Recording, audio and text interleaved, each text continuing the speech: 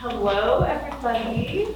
Good to see you all. Welcome to our main speaker of the year for the School of Photography, Benjamin Von Wong. We are super excited to host him. Thank you so much for coming over. He is going to be talking about his journey today, the lessons he's learned, how he decided to make impact his field of focus in photography. Where did that shift happen? What happened along the way? How did he get more people to care about these topics that are important to him? I hope this helps all of you also think about your own practice and what you're bringing to the world. So just a few really amazing things. His videos have seen over 100 million views, some of his videos, which is insane. In Ad Week, he was one of 11 content branded masterminds. And he's worked for Greenpeace, Nike, Dell, and many, many others. So, as you're watching him today, write down some questions. We are going to keep his talk for 40 minutes so that you guys can have a chance to interact with him. Think about something that's really important to you. We are all on this journey together. He's going to share a bit of his today. Write some questions down. We'll have that last 15 or so minutes to really engage with him. So use that moment. And without further ado, just give it a welcome to Benjamin.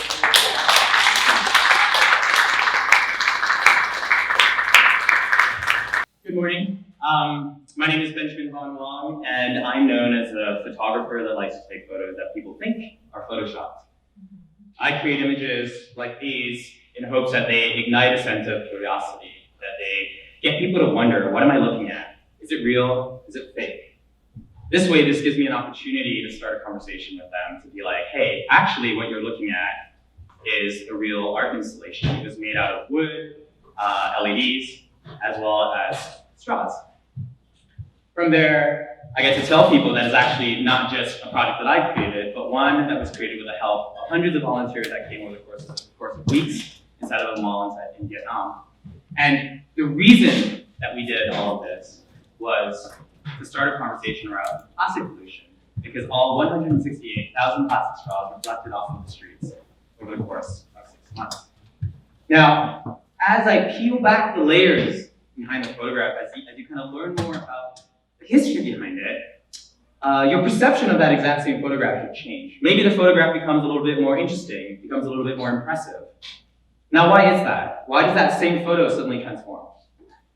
I think it's because stories have power, right? Stories have power to change the way we see the world. Stories have power to change the way we feel about something. Stories have the power to affect how we make decisions.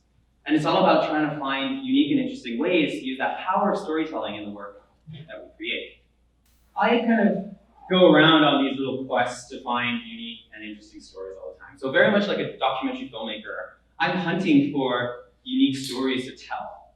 And sometimes these stories are very weird. They're not always obvious. I go to conferences, I have meetings. Actually, I think I'm more of a professional emailer than a photographer these days. I just spend all my time trying to find unique, interesting people doing cool things. And so, on one of my projects, for example, I went to this retreat with a bunch of scientists. It was put on by the National Academy of Sciences, where they put 10 photographers and filmmakers with 10 scientists. And scientists were sharing different problems that they had in hopes that filmmakers or creatives might come back and interpret some of their problems. And the problems that they tackled were sometimes invisible. This one in particular was about microfiber pollution. So every time you wash your clothes, polyester, nylon, spandex, that kind of rubs together and it releases pieces of plastic microfiber into the water stream, to the point where 92% of US tap water has traces of these plastic microfibers. And it's such a complex problem, it's such a boring problem, that no one would actually want to read about it. So how do you get people to pay more attention? And I think that's where art comes into play. And so for me, I was thinking, okay, well, if these are like creepy little things that are coming out of our laundry machine, why not create a monster out of it? Why don't we just create a conversation topic? What if you could transform what was actually happening into a metaphor, a visual metaphor, right? And then with my same signature style of like creating something that people look at, they don't know how it's done, it's all about trying to create something. And these look complex, but they're actually made from cardboard and wire and fishing line and clothing that we got from Goodwill. So they're kind of basic, but put together, put through a story, adding layers onto it, that's where the magic starts to happen. So what I'd like today to do is sort of maybe take a quick step and rewind. I want to go back to the beginning of my career and dive into a couple of the different lessons that I've learned along the way in hopes that you guys can extract a couple of things, one or two tidbits that hopefully will stick with you as you embark on your journey as a creative. When I first started photography, I did it on evenings and weekends. I had a day job as a hard rock mining engineer, and photography for me was just a way to express myself. I wanted to distract myself. I'd just gone through a breakup, as you can see, very emo photographs. I didn't really know how to use a camera though. So for me, it was just about practicing at home, alone in my room. Very tragic. But when I first bought my camera, it was all about trying to do the maximum amount with the minimum amount of resources, right? You're trying to prove what you can do with very little. In my case, it was also to express myself. And so I picked up Photoshop as kind of the easiest way to transform an ordinary photo into something interesting. I couldn't reach out to ask for models, but I could use myself. And so this bedroom of mine suddenly became a little bit of a studio, and I'd experiment with all sorts of things, from making my head, like pulling a t-shirt over my head to make that like head coming out of my chest, photoshopping two images together, transforming the second story staircase that I was sitting on of my home into a winter wonderland, or just trying to make myself evaporate, right? So very simple things. But over time, as I started to get a little bit more confident, I was able to convince my poor friends and family to start modeling for me. And it was about trying to transform the areas that the ordinary places that I happened to be working on into something a little bit more extraordinary. So it was always about saying, okay, I don't have access to very much, right? Just my surrounding area, evenings, weekends, wherever I could get to, but how can I make that into something interesting?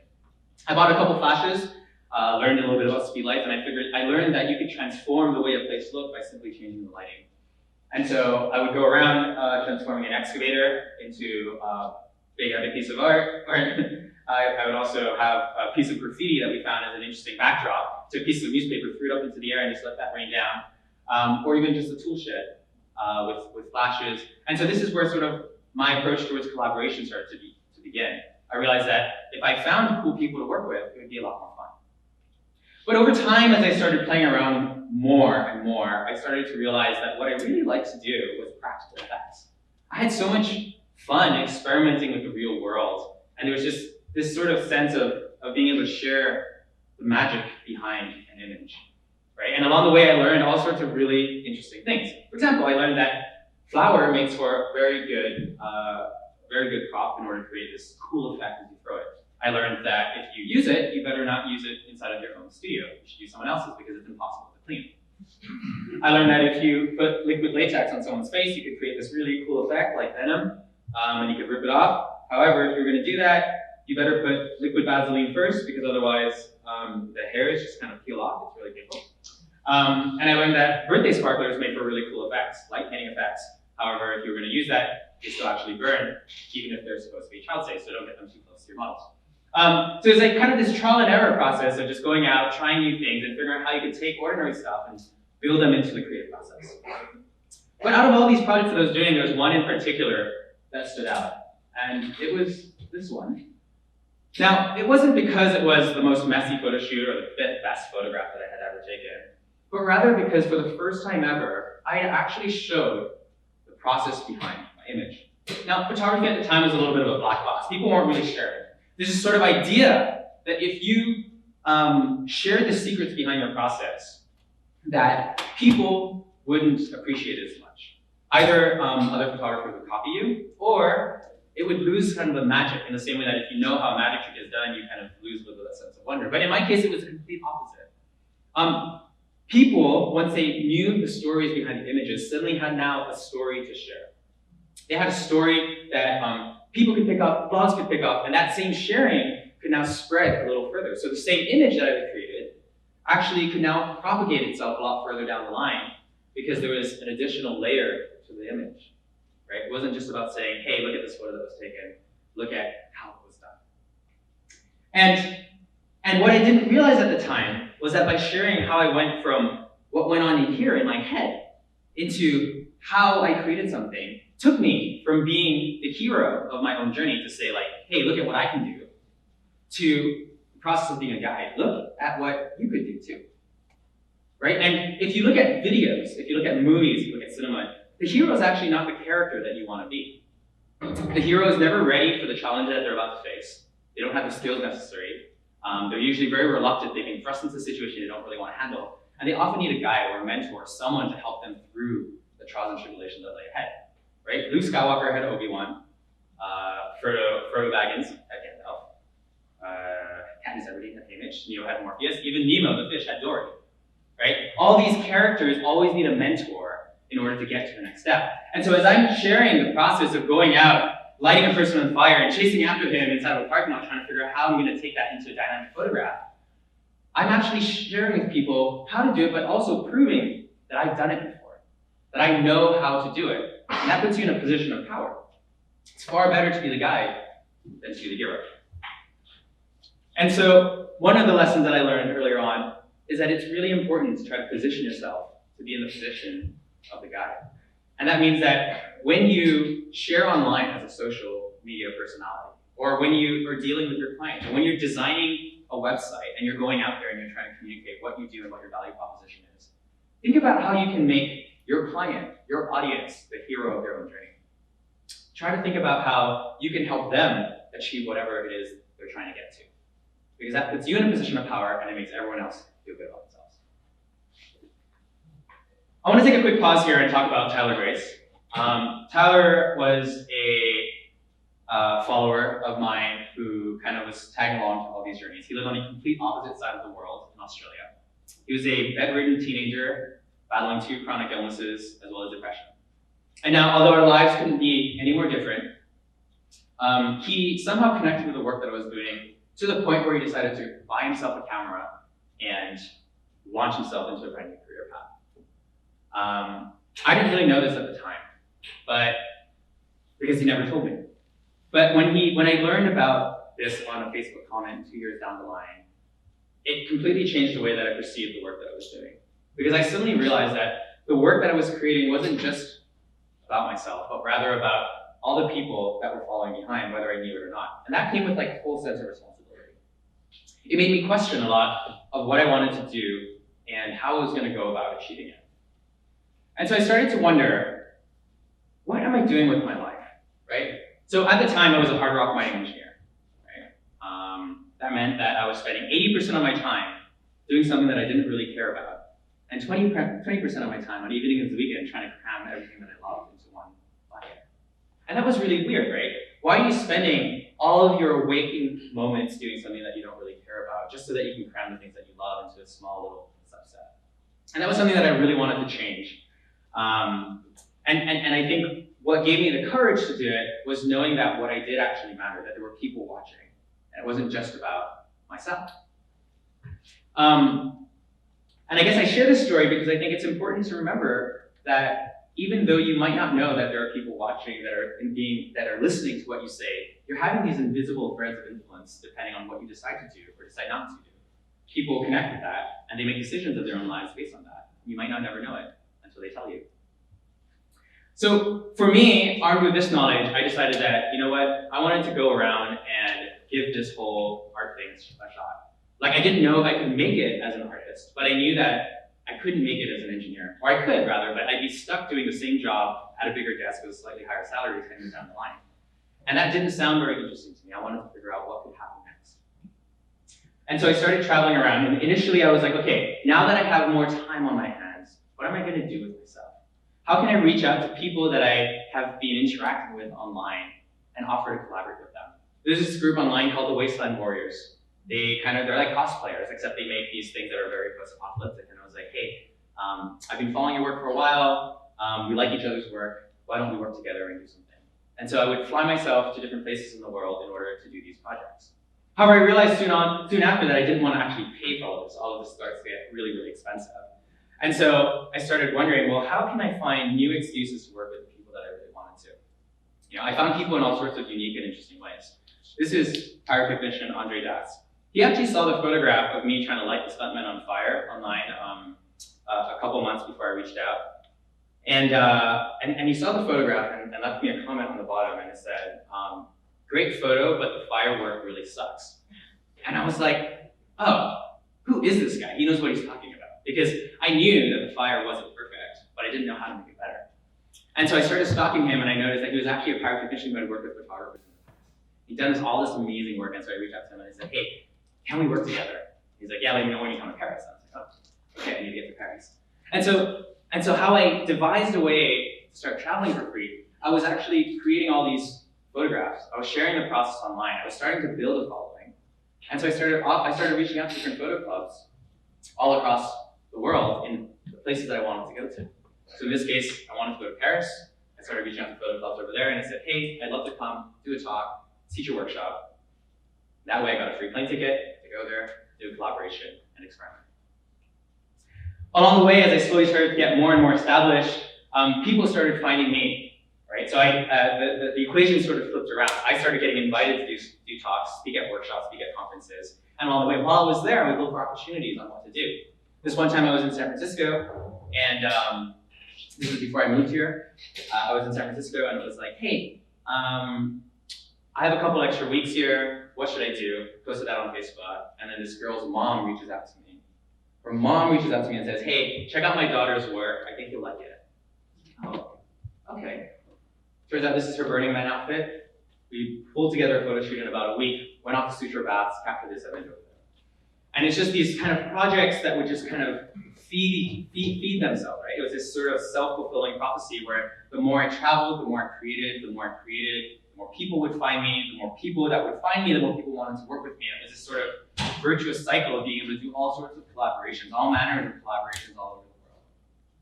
And I started to realize that collaboration is key. Collaborations, being good at collaborations, means that you don't actually need to know how to do things. You just need to find people who know how to do things better than you. Right? It means that you could actually take their following and share with their following in order to get to the next level. So collaborations allowed and empowered this entire leapfrogging effect, rather than try to do everything on my own. There were a couple of interesting findings that I learned from collaboration, in case that's something that you guys want to pursue.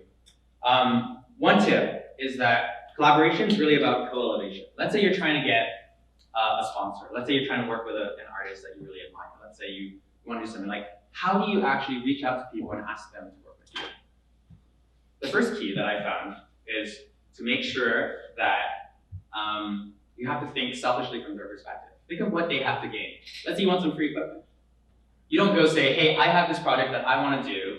Will you lend me some gear for free? That's not how it works. You have to flip the script around. You have to say, I actually have connections to different blogs that might be interested in purchasing this kind of equipment. I would like to tell a story and feature the products that you guys hold.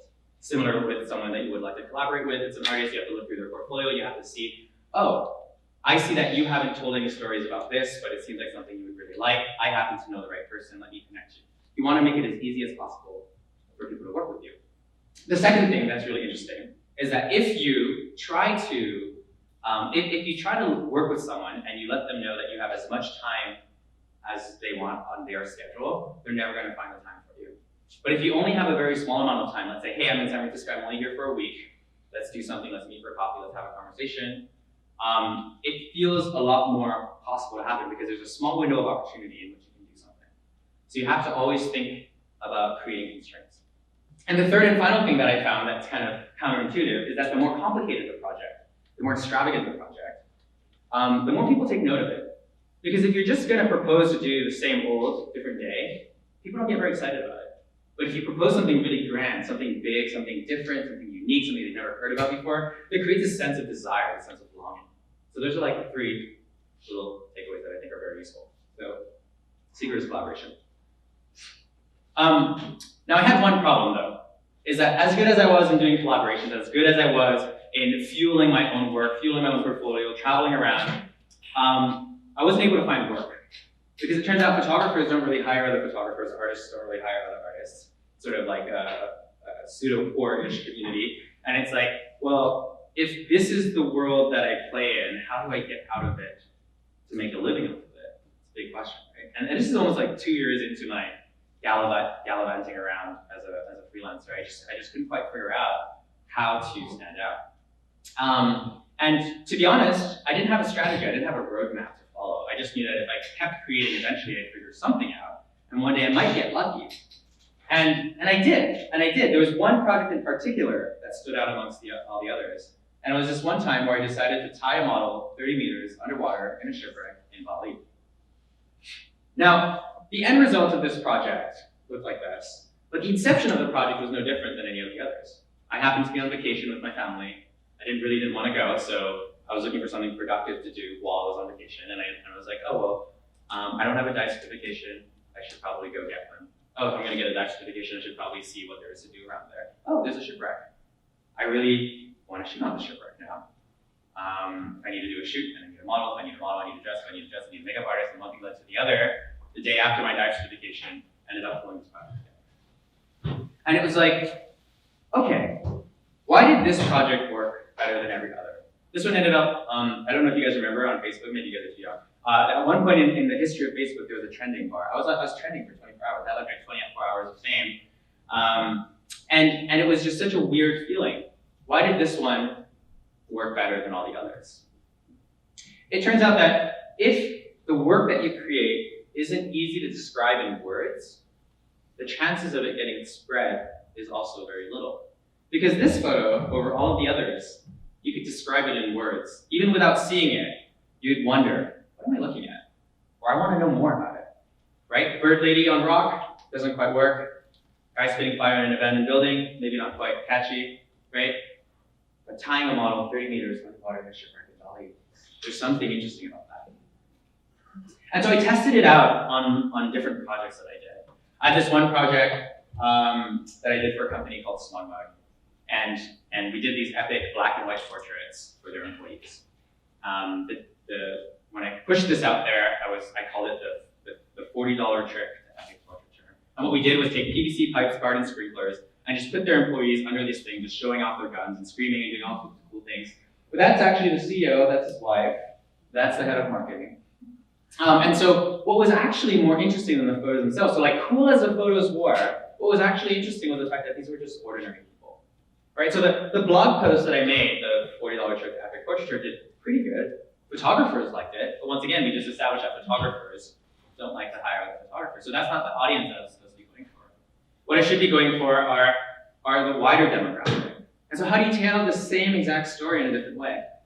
Well, we decided to launch the same project 6 months later, January 1st. January 1st because that's when everyone makes their New Year's resolutions to go to the gym. And instead of calling it the $50 trick to epic portraiture, we called it Ordinary People Hollywood Budgets. And we focused not just on the final result, but rather on the transformation in between. Because now it just brought up a whole slew of conversations. Should you even go to the gym? Should you just hire a better photographer? Like, why bother? You know, so it's just a far more relatable angle that would apply to a broader demographic. And suddenly it hit like the front of like Yahoo Health and all these other blogs, like it was up on Medium, because it just brought to life this sort of a more common ground. So you always have to find the relevancy in what you do. And the way you craft the story around the exact same projects can make a really, really big difference. So always ask yourself, what is the headline? Another way to think about the headline is to think at it from the perspective of a reporter. Imagine you're a reporter and every single day you've got thousands and thousands of messages in your inbox. You're only going to have time to scroll through the headline, right? The subject line, the email. What are you going to say that's going to get someone to want to click on it? Is that something that people are going to want to share? Is that something that's interesting? Is it relevant? Play around with that. And the earlier you can figure out the headline, the better your project will be. Because then you can craft the entire story around it. You can create all the multimedia assets around it. You can make a video that is relevant around that same headline. And that same headline can be readapted or adapted and readapted depending on who the audience is trying to target. So you can have multiple headlines for the exact same project. So armed with this sort of like knowledge, I started to approach my projects in a slightly different way. Every project that I did, even though they were the same in terms of inception, I started to think about, well, how can I create a unique title that might be relevant to all these different audiences? And so this was, for example, a real life Disney library, real life Beauty and the Beast. We were going on a road trip. It's the largest monastic library in the world called Steve Vermont. All that doesn't really matter, but the fact that we're able to say, this is a real life rendition of Beauty and the Beast, it's actually a real place that you visit kind of hits the tones on all those like travel-y blogs, right? I did other random stunts, like putting superheroes on the edge of a 40-story skyscraper. This was also in San Francisco on 555 Market Street. Their company that hired me actually wanted to show how their employees, to what great heights their customer support heroes would go for their clients. Right, so it was just about trying to find a fun way to take something that was within their company culture and elevate that into something visually interesting. And whether you like the image or not almost doesn't matter, because the conversations that result after someone has clicked on it. So now you clicked on it because you want to see what superheroes dangling off the head of a 40-story skyscraper looks like. You now get to debate whether or not you like it, hate it, think it's good, think it's bad, wish there were other heroes. That conversation is what people call engagement. Right? So these are good things. And so as I slowly started to get out there, get my work seen by a larger audience, by potential people that might hire me, I started doing bigger and bigger projects. This project in particular I did for Huawei. They had seen my firework in the past, the one with the fire technician, and like, oh, do you think you could do about the same thing, but this time you want like a beautiful woman, angel wings, and we want you to use our cell phone to create it. And I was like, okay, sure, let's give it a shot. So we created this fire angel. The photographs ended up being plastered all across different places in the world, different billboards. This was the side of the Westfield Mall in London. And so for the first time ever, I had actually just gotten like the largest paycheck of my career to do a project that was pretty cool, but it didn't feel particularly special. You know, this, for the longest time, this was a dream that I'd been working up towards, this idea that I want to be a creative that could get paid to create work that I was proud of, right? I want to be a creative that could get paid to do what I do, but then there's something missing. Because all I was actually doing was moving product off the shelf. So where do I go from here once you get like a big client for a major global campaign? You just aim for the next major client, do another global campaign, and then the next and the next. And the only thing that really felt fulfilled was my wallet, and that was great, but it was really missing something. Because when I started to think back to the projects that I was most proud of, it wasn't necessarily the most extravagant projects or the biggest clients.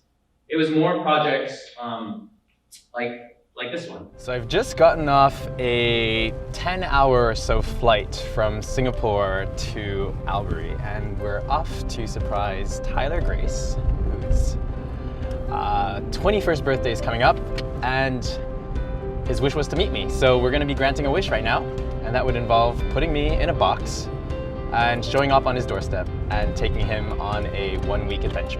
Let's see how it goes. I want to strap a GoPro onto my head so that when I pop out of this magical box, we can record Tyler's astonished face.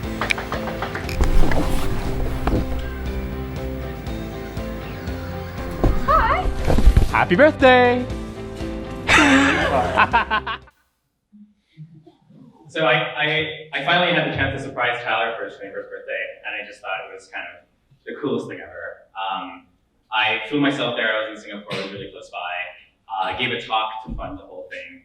And at the end of my talk, I invited him up on stage to share his story for the first time. We didn't really do anything special. We just talked about all things photography, philosophy. I did a photo shoot to kind of document the struggles of his sister and him and the struggles that they were going through in life.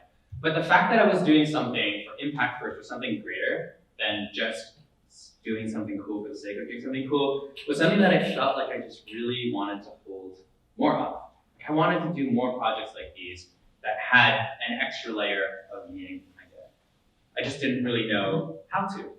Because on one end it seems kind of simple, but on the other, the separation between what I wanted to do, which was like make a difference in the world, and the opposite, which was, you know, the reality of suffering, seemed at complete odds, right?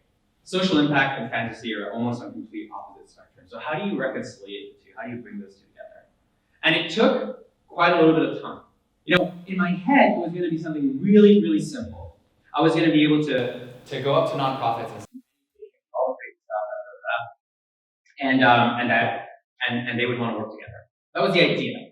But reality actually hit, and it turns out that nonprofits are very much risk averse, and my work is very risky, right? So I had like completely different risk profiles from what one might expect, and no one really wanted to work with me.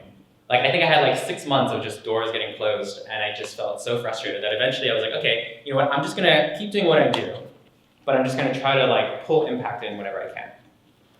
And so I started doing all of these projects. Not all of them were very successful. One of the first projects I did was when I was invited to go to Bhutan. My friend was gonna go anyways. I was like, okay, we're gonna go. And I had in my mind that it would be fun to find a way to imbue impact into this trip.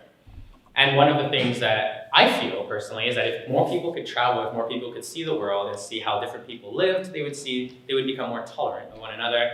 And so I was like, you know what, why don't we showcase a place that almost looks like a Hollywood set, and just take a bunch of cool photos that would maybe give people the urge to travel more. It wasn't a very well thought out concept, and that's kind of the point of sharing this. It actually turned out to be a little bit of a failure. Like the photographs turned out really good, but my friend dressed up in all these different outfits actually ended up looking like a white Jesus, and the projects just ended up looking very much like a form of colonialism instead of anything that would incite you to travel more.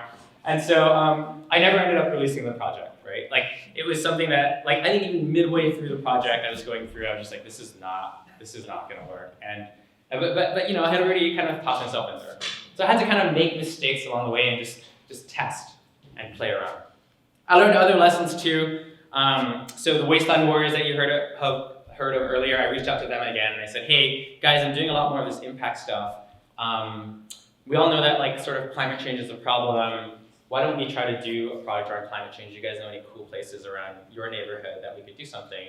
And they're like, oh yeah, there's this old coal mining museum where Rammstein does their concerts. Maybe we can reach out to them and see if we could use the place. So we displaced like an entire group of their Wasteland Warriors, created a series that was this super dark, post-apocalyptic, Mad Maxy kind of feel, and the idea was to create these oxygen refugees. And the project ended up looking good, visually nice. However, the fact that they were super dark and grimy meant that the people that already cared about climate change thought it was great, but the people who I was trying to communicate about climate change didn't resonate with it.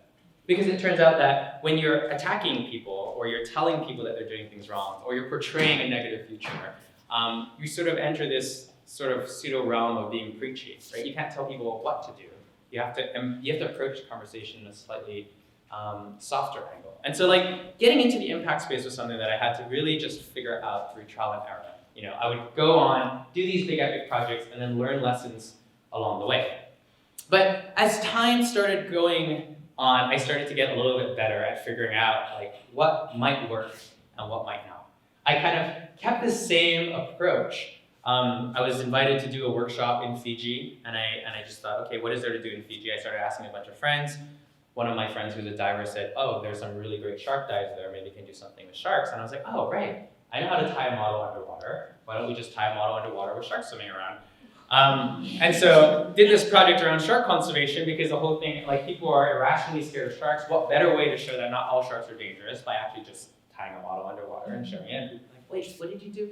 And then just created the opportunity for an interesting conversation through something that was visually beautiful, right? How to use beauty to open up conversation topics.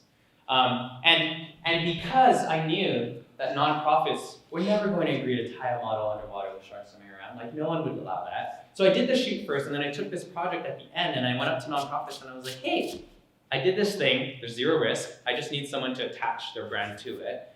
So you can use these images to make a difference. And so at the end of the day, we used this campaign to generate 88,000 petition signatures to create shark sanctuaries in Malaysia.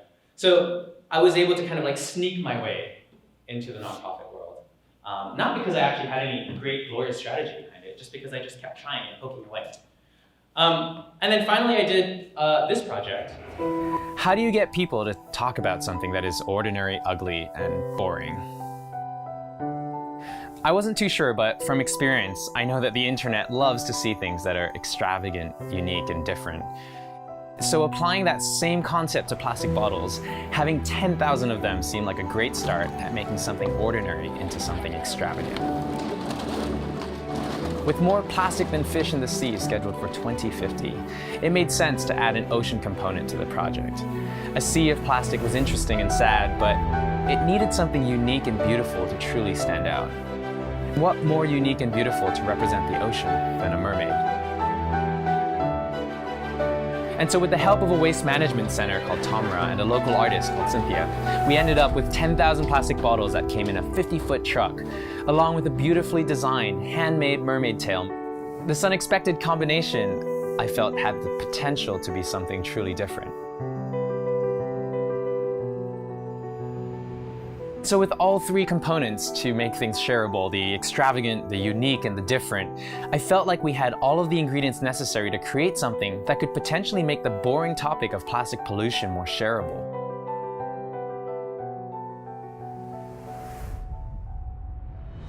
As the shoot deadline crept forward, dozens of volunteers joined us in our quest, contributing whatever they could, from helping us clean and delabel thousands of bottles, to rigging up my camera to the ceiling with plywood and pulleys, to borrowing a 52-inch TV from Costco. For the mermaid, talented artists came together to transform our beautiful model into a believable mermaid. And before I knew it, all the pressure was on me, waiting to see if the concepts would work or just be flushed down the drain.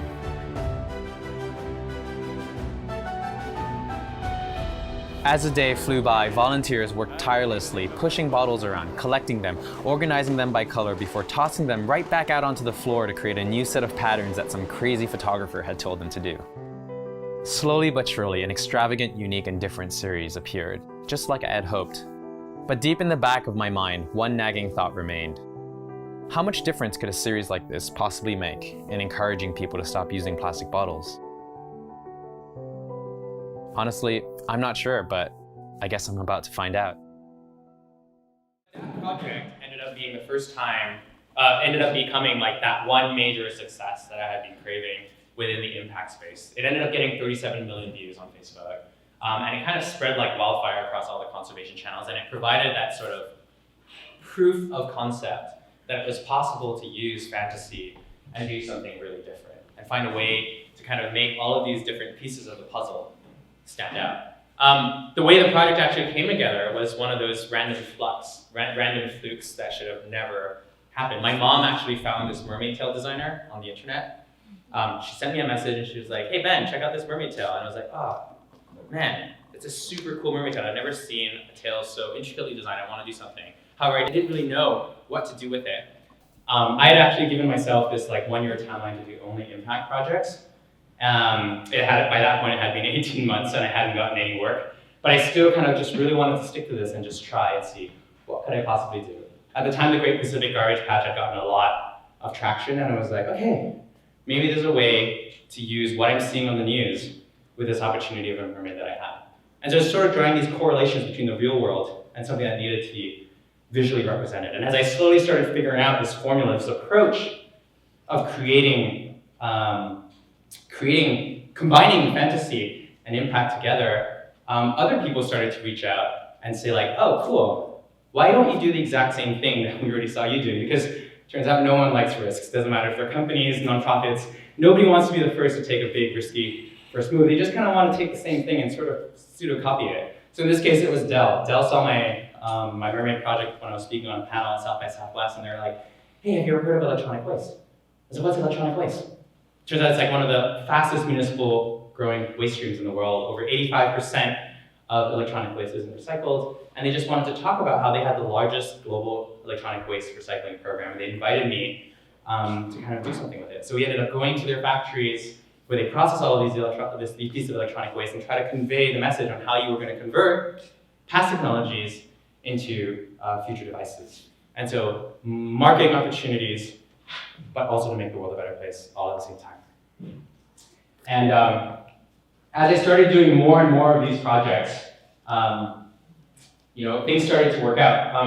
Companies started reaching out to me in hopes that I could find different ways of integrating impact into the whole thing. This was created for Nike. They had just come up with their Vapor Mats, just a new pair of shoes.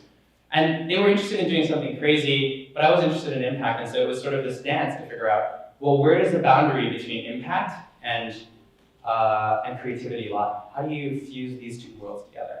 And so they really needed this whole like adrenaline rushing kind of, okay, we know you can hang someone off the building, let's hang them even further off the building, great. But then I pushed back and said, what happens if we use social entrepreneurs instead of models? Why don't we push things one step further and just elevate people within the community that you're already sponsoring? And they said yes. So you almost have to like push back. It's this dance with the clients to let them know that, hey, it could be better if we do more. And so just as I thought that I had figured everything out, because this is sort of the holy grail of like happiness in life. I don't know if you guys are familiar with the concept of ikigai. It's this Japanese concept. It's sort of the promise that if you find the combination of what you love, what you're good at, what you can get paid for, and what the world needs, you have this like sort of concept of nirvana, like you have figured it out. Life is supposed to be beautiful. And I kind of felt like I had been there, except something started to happen. And that is that expertise actually expires. You know the 10,000 rule, 10,000 hour rule that Malcolm Gladwell says is actually a total lie. Because it turns out that to become an expert at something, the environment in which you become an expert can't change. And in my case, if what I was good at was making things go viral that relied on distribution mechanisms like Facebook and Instagram and news, and that changed, then all the expertise that I had accumulated over time could actually expire. And so this started happening. And I think anyone with a Facebook page, probably all of you, will have experienced what this actually feels like to have someone else completely in control of the destiny of where you're going. And this is something that really bothered me, because when you look at algorithms, when you think of how creativity is distributed, you'll start to realize that what doing good work as an artist is actually in direct competition with Facebook and Instagram's business model, right? If you could hire a creative that was doing amazing work and that would guarantee traction, that would mean that companies would just hire amazing creatives to get their stuff seen. However, if you restrict their reach and you keep people from seeing great content, that means that advertisers now have to pay to get the content seen. And so all that money can now be taken by Facebook instead. So why not just create mediocre content and pour a lot of advertising dollars behind it, right? And so then you end up with something like this. There's an amazing account on Instagram called Insta Repeat, and it's just a collection of images that are identical but different. And so you have this sort of like repeatability, because everyone's trying to chase after these like CPMs, these CPCs, the CP whatever, is like anything that has like a very simple ROI that is repeatable, testable. And so where does creativity lie? And so this is like kind of the part that I've been wrestling with, right? I like to do things that are really big, really complex, that aren't regular, that don't follow any of the rules of social media. So where do I fit in this world? And that was something that I was wrestling with. So for the longest time, I was in a state of crisis. But the word crisis in Chinese is actually made out of two characters. On one side, the right, it's danger, and then on the left, there's opportunity. And the idea behind it is that when you're walking and you're walking on the edge of a cliff and you're just about to fall off, that's when you maybe start seeing things a little bit clearer. You start to notice maybe different opportunities and how you might get yourself out. And so I started having different conversations with people. Okay, so if this world is a world that I cannot control, that is constantly changing, what are worlds that are opportunities? If the content that is created is maybe, it's like, okay, what are some interesting trends? Generation Z is more interested in investing in experiences than stuff. Okay, that's interesting. There are more photographers today. Like everyone is a photographer today, because if you have a smartphone, you're a photographer, which is why it's harder and harder to become a photographer. Okay, that's interesting. Every single person today is a social influencer. Every single person has an Instagram account, which is why it's so crowded, which is why it's harder to stand out. Okay, those are interesting. Now, if you combine all three of those things together, it sort of says, well, there might be another brand new market that I could kind of play around with. Maybe there's a world in which I can start designing experiences where I can leverage the fact that everyone has a camera, right? And so I started playing around with the new concepts that started to come in. I was given this opportunity to go to a conference called Nexus. They wanted to do an installation there briefly, and I said, okay, why don't we try to create the same conversation around fast fashion? What if we talked about how we wear so many clothes in our lifetime and make that into something really big that people could take photographs in front of? And so we built the world's tallest closet just to show how many clothes a single person might wear over the course of their lifetime. Now, this was at a time frame when it was like, there's no reason to take photos anymore, right? Why bother taking photographs? Because anyone that comes with a camera can take a picture.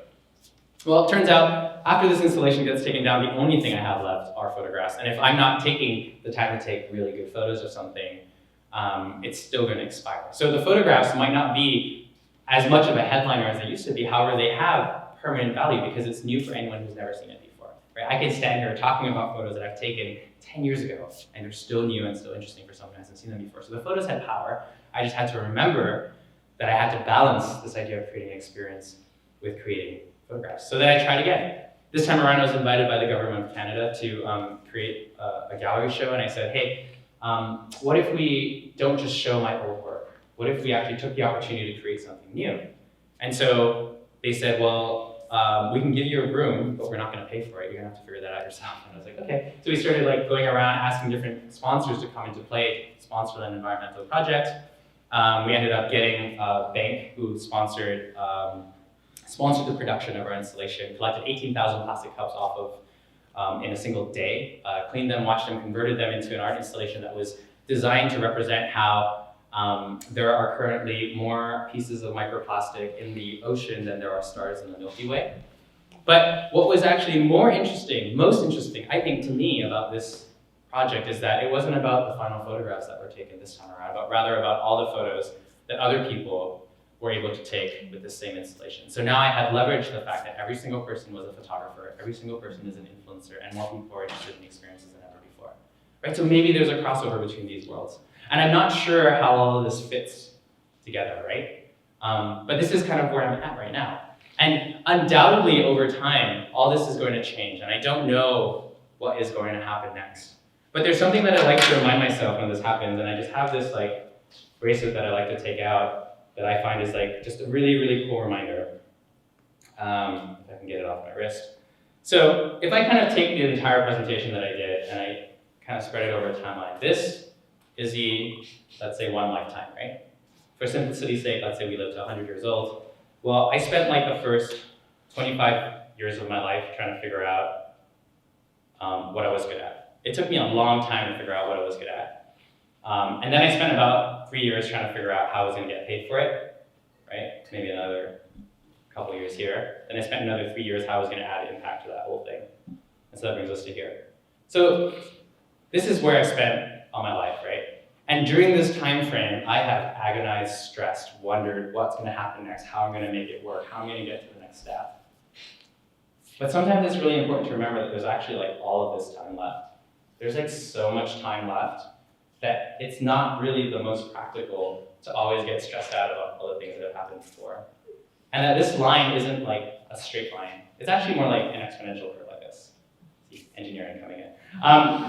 Is the idea that the whole beginning of our career, we're building the foundation in order to get to the next level. And it only gets easier from there because you have more tools at your disposal, you have a better read of the world. And sure, there are a lot of challenges that come into play that constantly change, but there's always more time. And so one of the things that I really try to remind myself, and it's a constant battle, is to also enjoy the journey.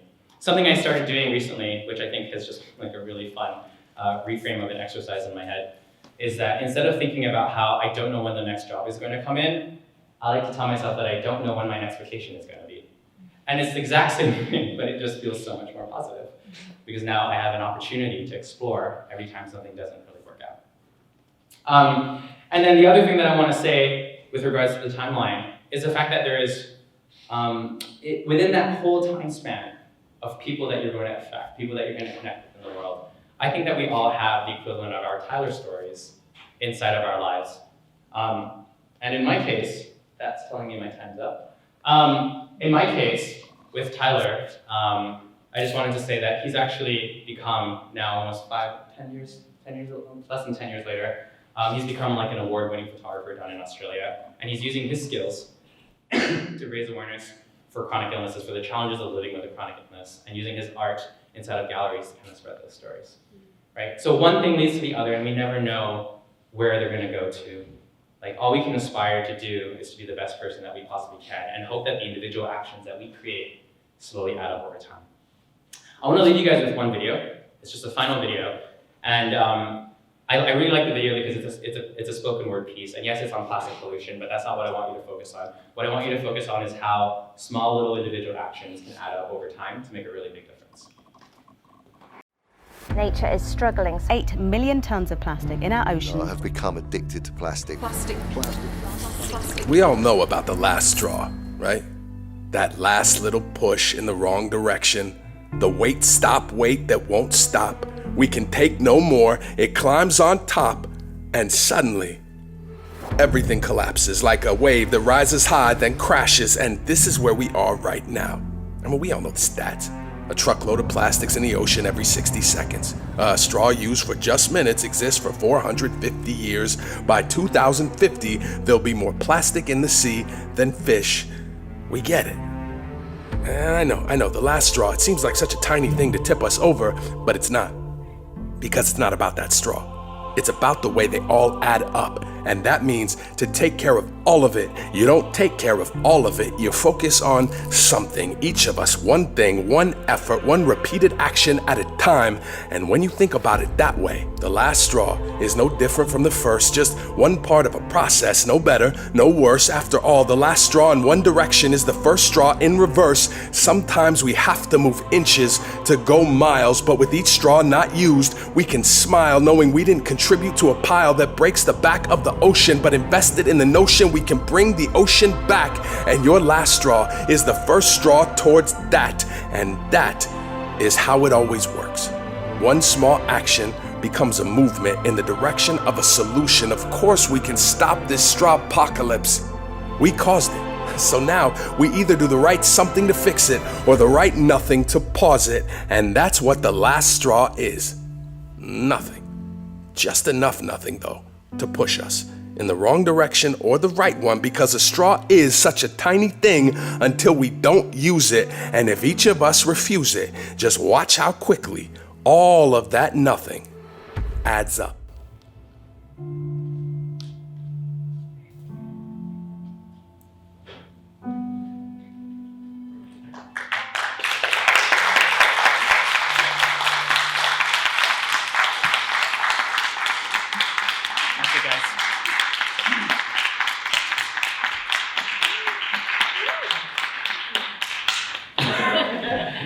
I think it's your turn now if you guys have any questions. But yeah, I just wanted to come on. I was really excited to just be able to share. I think it's always really fun to speak in front of a new group of people and share the journey. One thing I just want to remind you all is like the journey that I had is one that can't be repeated today. And each and every one of us all have a unique journey and story that comes with its own respective strengths and weaknesses. So I think it's always important to not be caught up in chasing someone else's version of success and just chasing your own.